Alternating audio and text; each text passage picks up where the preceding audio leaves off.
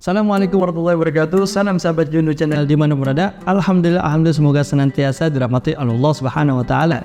Kembali lagi bersama Anda dari tayangan Jundu Channel pada program kisah-kisah teladan atau kisah-kisah yang bermanfaat buat sahabat Jundu di mana berada. Ada hal-hal yang menarik untuk kita kaji atau kita bahas. Bismillahirrahmanirrahim. Pada kali ini Anda akan membahas tentang dampak kalau orang yang nggak pernah ngaji, dampak kalau orang yang udah ninggalin pengajian, dampak orang yang istiqomah dalam ngaji, dampak orang yang menjauh dari ulama, menjauh dari majelis alim, dampaknya apa yang dirasakan. Ternyata ini sudah tersirat di dalam kitab Nasrul Ibad. Rasulullah SAW bersabda, "Sayati ala ummati zamanun yafirruna minal ulama wal fuqaha." Akan datang nih pada umatku suatu masa mereka semua meninggalkan ulama dan fuqaha.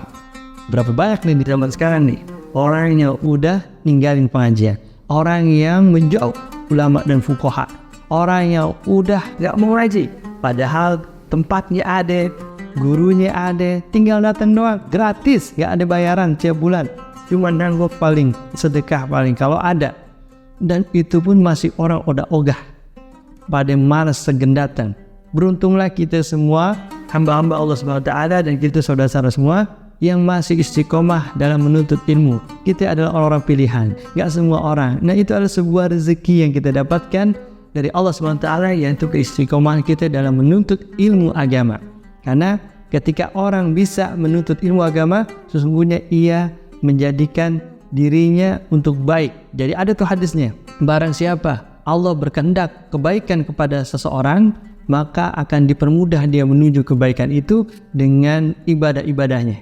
Dengan dia ada giroh, semangat untuk menggali, menuntut ilmu, menggali itu, memperbaiki ibadahnya, memperbaiki semua akhlak-akhlak yang ada pada dirinya dalam kesehariannya, ibadahnya dan amaliyahnya. Dicari tahu tuh, dia semua ada giroh. Nah itu subhanahu wa ta'ala, Allah ta'ala menginginkan ia menjadi baik.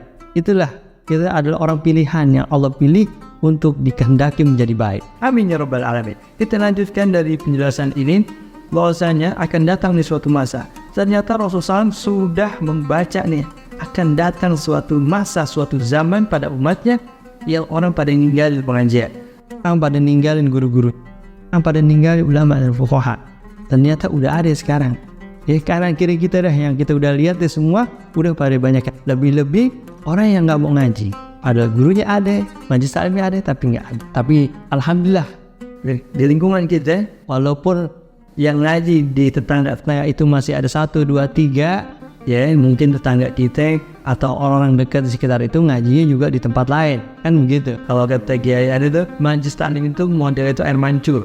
Air mancur tuh kalau muncrat mentalnya jauh, proses yang dapat berkah itu jauh. Jadi rata-rata kalau pengajian majelis taklim itu yang datang dari jauh-jauh, bukan yang dari dekat itu. Lama itu dapat hidayah dan taufiknya, orang-orang sekitar semuanya bisa datang di masjid itu. Dan kemudian apa dampaknya? Kemudian dilanjutkan di dalam hadis tersebut, faya betalihimullahu ta'ala bisalasi badiyat. Maka Allah Subhanahu wa ta'ala akan menimpakan pada orang tersebut dengan 3 cobaan. Yang pertama, ulaha yarfa'ullaha barakata min kasbihim. Yang pertama ada Allah angkat nih keberkahan rizki darinya. Ya Allah, kalau Allah sudah mencabut keberkahan rizki, sebanyak apapun rizki yang kita punya, sebanyak apapun harta yang kita punya, gak ada yang jadi baiknya buat diri kita. Gak ada baiknya tuh. Yang ada kita belanjain untuk hal-hal yang dilarang agama. Jalannya udah gak bener. Tuh rizki kalau gak berkah, jalannya udah gak bener. Enteng kalau sesuatu yang hal kemaksiatan, sesuatu yang tidak ada pandang dalam agama dan nilai pahala tuh enteng. Tapi kalau buat bangan maulid, sumbangan ini, sumbangan itu, sedekah, itu rasanya dia susah, berat banget. Nah itu ciri-ciri rezeki yang gak berkah. Tuh udah satu tandanya. Makanya mudah-mudahan nih, makanya banyak deh orang-orang yang susah, orang-orang yang hidup dalam kesederhanaan masih mampu, masih bisa sedekah, masih bisa tuh dikumpulin duit untuk orang tuanya, dikumpulin duit untuk bantu perjuangan masjid, bantu apa tuh lagi, maulid, Isra Mi'raj, dan bantu orang miskin. Itu rata-rata orang menengah ke bawah, tapi dia mampu, dan itulah keberkahan pada rezekinya. Gak semua orang bisa melakukan itu, tapi alhamdulillah jika kita orang kaya, kita bisa sedekahkan harta kita, bisa jalan itu bagus ya, jalannya dari pandang agama itu luar biasa. Udah duitnya banyak, berkah ini yang kita cari ya kan. banyak guru-guru aneh, banyak yang begini, wah masya Allah, hartanya banyak, berkah hidupnya luar biasa. Dan itu tidak memungkinkan untuk kita bisa mendapatkan hal yang sama. Tergantung hubungan kita sama Allah Subhanahu wa Ta'ala kayak gimana. Nah, orang kalau udah keberkahan rezeki dicabut, apa lagi dampaknya? Kan rezeki tidak melulu tentang harta. Ada juga rezeki kita punya teman banyak. Teman banyak itu rezeki. Tapi teman yang berkah gimana? Teman yang berkah, teman yang bisa mengantarkan kita pada kebaikan. Banyak teman tapi yang bikin lalai kita dari ibadah kepada Allah Subhanahu wa Ta'ala, yang bikin lalai kita, yang bikin jauh kita dari Allah Subhanahu wa Ta'ala. Ini yang gak beres. Makanya kan ada di dalam kitab Ta'lim Ta'lim dalam memilih teman. Kita punya teman sama siapa aja boleh. Tapi kalau urusan teman akrab, kita harus cari-cari dah. Kalau harus milih-milih. Kalau bisa dari Anda berpesan, kalau bisa kita punya teman atau orang-orang circle yang terdekat kita, orang yang masih ngaji, orang yang masih memperbaiki dirinya dan dia masih keistiqomah dalam menuntut ilmu. Gak apa-apa bejat, gak apa-apa dia sering maksiat dan lain-lain, tapi intinya masih ada harapan dia menjadi orang baik. Itu maksud intinya. Dan kalau kita pikir-pikir, kita aja yang masih ngaji, yang masih istiqomah ya, kita masih ikutin guru-guru kita orang soleh, masih nggak merasa aman tuh bisa melakukan hal-hal sebuah kemaksiatan, masih gampang. Apalagi orang yang nggak pernah ngaji, apalagi orang yang nggak pernah deket ulama. Ya Allah, itu lebih daripada kita. Makanya kita dianjurkan untuk bisa berteman dengan orang yang masih menuntut ilmu. Apalagi mencari pasangan, cari dah orang yang masih ngaji. Kalau apalagi nyari pasangan nih, cari yang orang yang demen ngaji, orang yang masih istiqomah. Insya Allah dia masih ada harapan untuk menjadi orang baik. Itu intinya. Tapi kalau orang yang nggak pernah ngaji, nggak pernah ketemu guru, orang-orang soleh, Allahumma, untuk kontrol emosi itu susah. Kita yang masih kesiram rohani kita, masih denger zikiran kita masih dengeran maulid, sholat dan lain-lain, masih susah kontrolnya, masih susah nih kita jalanin sebuah larangan-larangan dari Allah SWT. Apalagi orang yang tidak terbina ruhaniyahnya dalam sisi pandang agama. Allahumma, bisa lebih daripada kita. Setidaknya kalau orang pengajian masih ada husnuzonnya. Tuh, ciri-ciri minimalnya kalau orang salim masih ada husnuzon. Husnuzon yang kita dapatkan pun juga dari kumpulan-kumpulan kita, belajar sama guru kita, dari salim, dari intisari hikmah-hikmah yang kita dapat, sehingga kita bisa mengontrol diri kita, sehingga keluarlah husnuzon kepada Allah Subhanahu wa Ta'ala. Ini yang luar biasa, Masya Allah. Dan masih banyak lagi tentang dicabutnya rizki dari Allah Subhanahu wa Ta'ala. Kemudian rizki yang berkah itu adalah walaupun rizkinya dikit tapi itu bisa membiayai hidup dia. Realitanya kebanyakan lingkungan kita kalau kita lihat umumnya, enggak semua, umumnya guru-guru agama hidupnya pas-pasan. Maksud dari pas-pasan ini luar biasa.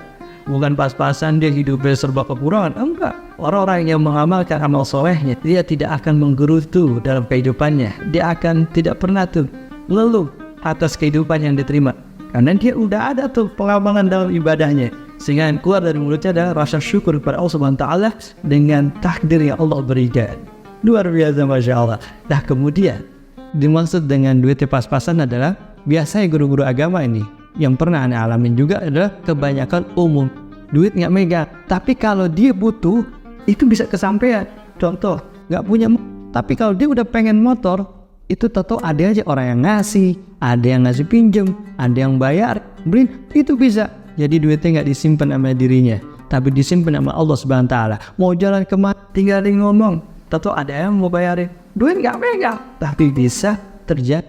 Itu disebut pas-pasan. Ketika dibutuhkan, pas duitnya ada. Ketika ingin ini, pas ada. Semuanya serba pas-pas. Itulah keunggulan dari orang-orang soleh yang rezekinya berkah dari Allah Ta'ala. Dahsyat, luar biasa. Mungkin sahabat Jundu pun juga pernah merasakan ini.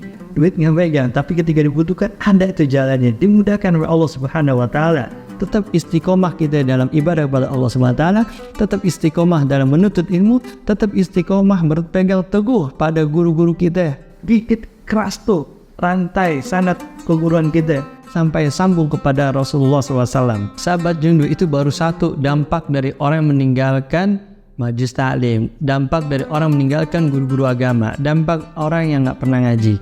Dan kemudian dampak yang kedua Allah beri cobaan kepada orang yang seperti ini adalah asaniyatu yusallitullahu ta'ala sultanan aziman, yaitu Allah Subhanahu wa Ta'ala mengangkat seorang pemimpin yang zalim di antara mereka, yaitu orang yang menjauh dari majelis taklim, orang jauh dari ulama dan fuqaha, maka Allah akan mendirikan atau mengangkat seorang pemimpin yang zalim. Itu akibat dari kita semua yang nggak mau mendekat sama ulama dan fuqaha kita. Dan ini sudah terjadi. Ini bicara pemimpin ini bukan pemimpin negara aja, tapi untuk lingkungan kecil pun bisa. Pemimpin wilayah kayak RT, RW, kecamatan, kelurahan, semua tuh. Pokoknya itu pemimpin. Itu kalau suatu wilayah itu menjauh dari ulama, maka kita akan diberikan pemimpin yang zalim, sehingga ketika kita mau melakukan izin merayakan Maulid nggak dikasih. Pengen ini pengen itu susah. Itulah pemimpin yang zalim, sehingga kebebasan kita untuk menyelenggarakan keibadahan kita dipersempit sama pemimpin zalim ini. Itu akibat daripada hadis daripada Nabi Muhammad SAW, sayati ala ummati zamanun yafirruna minal ulama wal fuqaha, yaitu akan datang suatu masa umatku yaitu yang meninggalkan ulama dan fuqaha, dan dampaknya ini.